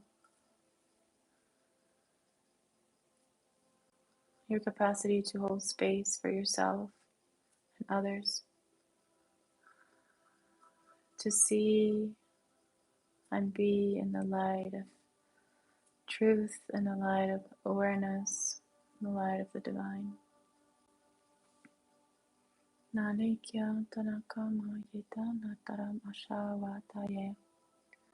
Releasing any negative energies, codes.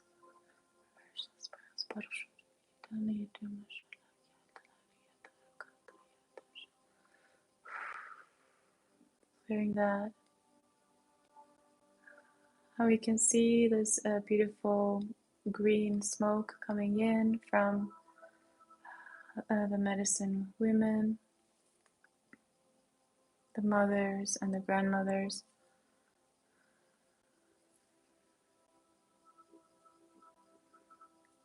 And they're just putting this, it's like a very beautifully smelling vapor.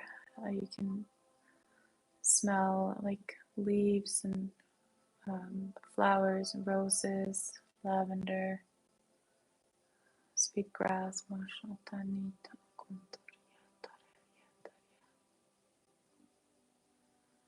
And just allowing your body to reconnect to the earth, to all of the resources that it has through all elements,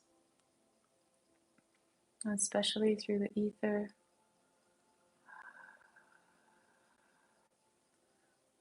And allowing to release through the ether into Mother Earth and to receive the proper remedy simultaneously. So you start to reconnect to deep layers of Mother Earth, to the leaves, the trees, to different plants, to the energy of them, and you calibrate. Some of you calibrate with butterflies, some of you are calibrating in the depth, some of you are calibrating to the fire, some of you are calibrating to earth, red earth, some of you calibrate to the water.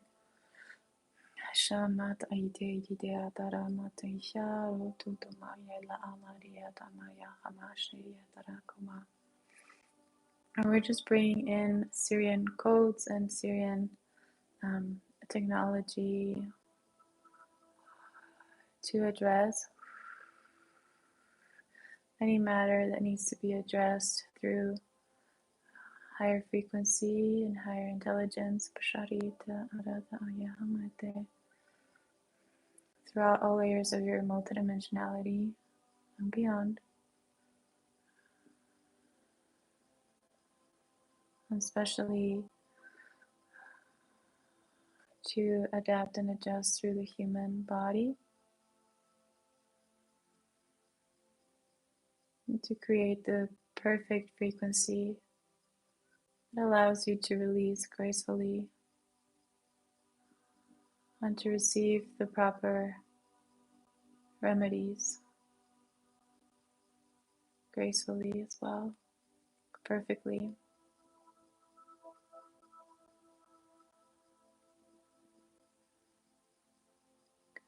They're just releasing any control in the higher channels, higher dimensions. Clearing all the gates, mind gates, clearing your connection to God, to your angelic nature.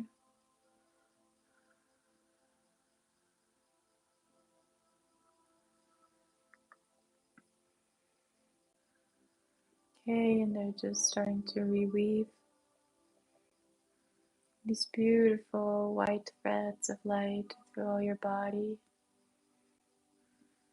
just sealing all of your energy fields like beautiful, um, very delicate structure, like a cocoon of sorts, protection, or like the bud of a flower bud. Just bringing you into this place of restoration, complete alignment and healing, and receptivity of love, unconditional love. To be fully restored, replenished, rejuvenated, actualized, and reactivated in the light of God, in the light of love.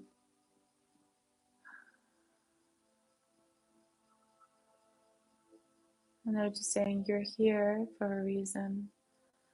You're here for a mission. Your life is so precious.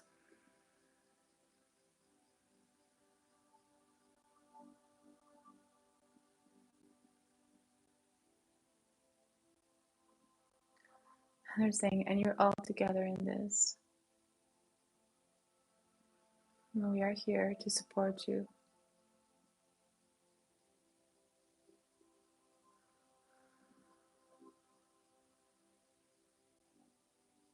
Okay, and each one of you is just being placed right back in this beautiful cocoon of energy, right back into your where you were, in your bed, on your chair, very slowly coming down. We're going to ask that all of the necessary changes continue to happen for each and every one of you, for each and every one of your loved ones that allow this healing.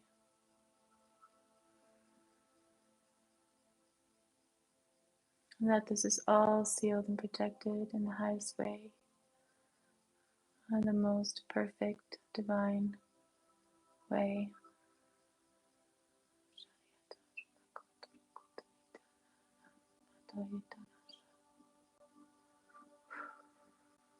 Now you're just grounding in again like a beautiful flower with the roots just grounding into the earth, allowing your body to recalibrate, allowing all of your systems to recalibrate and to continue to work on your behalf, continue to heal, to release, and to receive all that you're meant to release and receive now.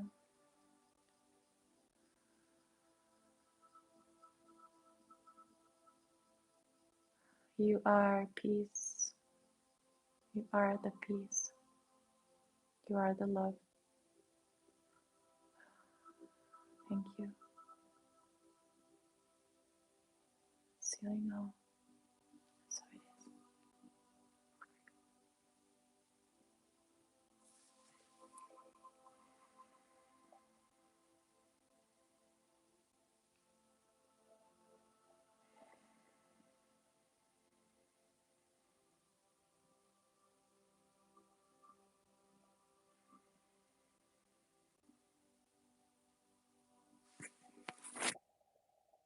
Now, if there's any excess energy, we're just going to bless all the earth, the whole planet,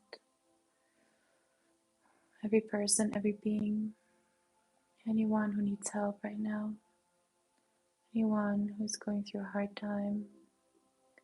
We're going to bless everything, everyone, all sentient beings, all beings of all dimensions. We're going to bless them with light, with love, healing energy, with recovery, with hope, with restoration of hope for a better day, for a better tomorrow. I'm going to bless them with resilience, with strength, with divine power, with divine guidance, with divine action, divine inspiration, creativity, manifestation.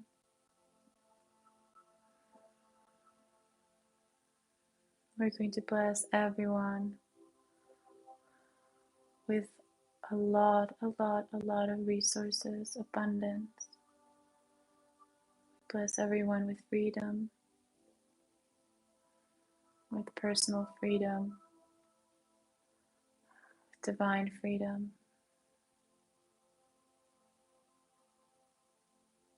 with self-knowledge, self-love, self-awareness. We bless everything and everyone with spirituality, with beauty, with passion, with joy, with sweetness, with kindness, with forgiveness. And we see the whole world, the whole earth, just holding this frequency of unconditional love, acceptance, forgiveness, and reconciliation in all ways.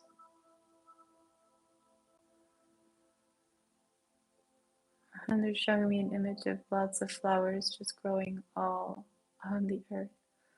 Beautiful flowers. And these are all of your intentions, all of your seeds that will become a beautiful flower one day, if not instantly.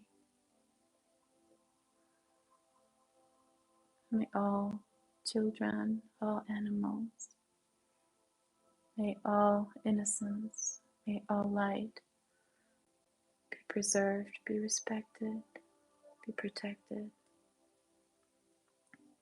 be honored and seen as sacredness. May this divine sacredness, may the divine light, divine love return to earth.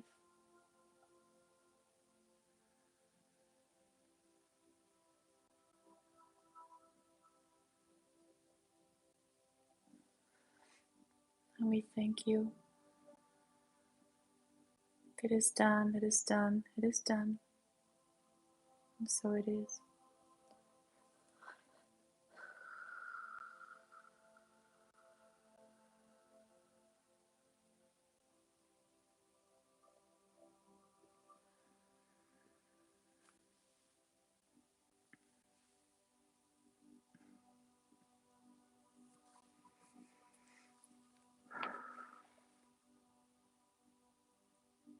Continue to breathe in deeply.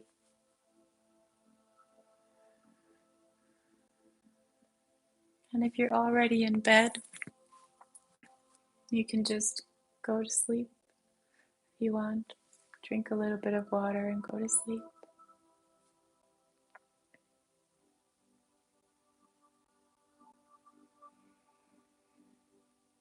And if you're not, you can just slowly come back. Very slowly, very gently coming back into the body.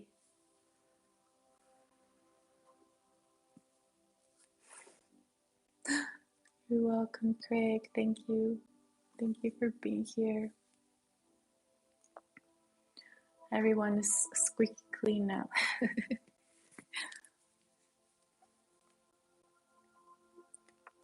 I hope this helps you guys. I hope you share it if you want to share it, so it reaches many people and anyone who is maybe struggling right now. That would be wonderful. So let me know how you guys are feeling. Everybody good? Everybody back? If not, it's also okay. You can just continue there sleep. Let me know later or in the comments how you feel, how you're feeling, how it went, okay? And what you saw.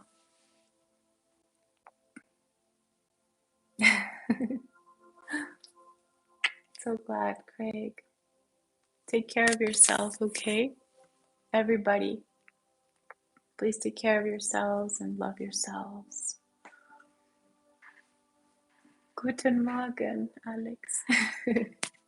Good morning. I know it's late. Oh my God, I don't even know what time it is. But thank you to everyone who was here. We had a big talk and then a big healing. So I'll try to time stamp it below. And yeah, I'll probably do that tomorrow because I'm also pretty tired. Oh, you're welcome, Lulia. Thank you for being here. And remember to keep shining your light, all of you guys. Anik, hi. So many blessings to you. Thank you as always. I love you guys. I will see you very soon, okay? And if there's anything that comes up, or any questions, or anything, just write to me, okay? I'm also pretty active now on Instagram most of the days. So you can also reach me there, okay? I hope this helps. Hi, Connor, you're here. Yes, it's okay. Also, if you guys fall asleep during this healing or during any healing, it's okay. You still get the healing. Sometimes our mind just has to like shut down a little bit, get into rest mode and receive. It happens to me too. Good night and good morning to everyone. Okay, I'll see you guys soon. I love you. Keep doing what you're doing. Thank you.